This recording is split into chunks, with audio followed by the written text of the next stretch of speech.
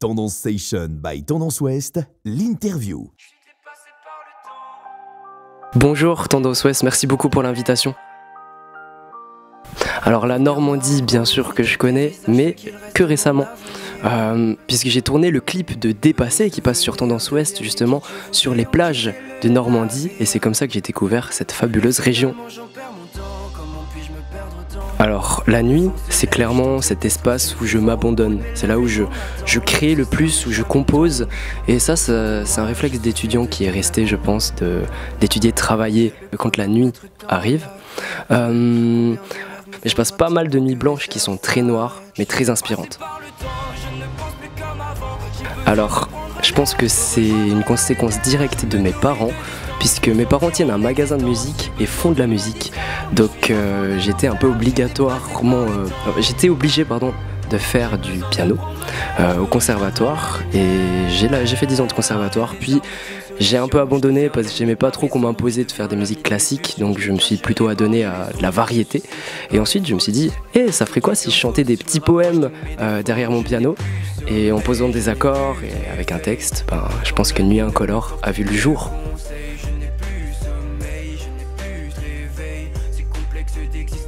Pour moi, Internet, c'est très important dans le contact que je peux avoir avec les autres, parce que je fais mes musiques, mes chansons dans ma chambre et j'en sors pas. Je suis très casanier, et juste les réseaux sociaux, ça me permet de pouvoir discuter avec plein de monde, d'échanger, d'avoir des retours, et c'est comme si j'avais des amis, on va dire, et que je suis bien entouré.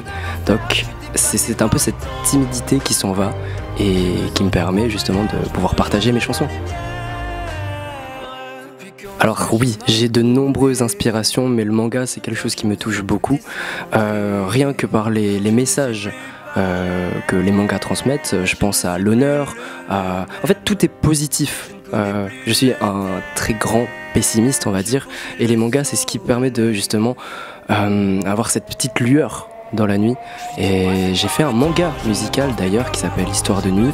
C'est un concept qui se décline, c'est un EP qui se décline en 2 saisons et qui fonctionne ainsi, genre un titre c'est un épisode et il y a des interludes qui le rythment. C'est un peu comme une série. Alors pour moi, la scène n'a jamais été un grand objectif, mais plutôt un exercice. En tout cas là, j'apprends à chanter devant du monde.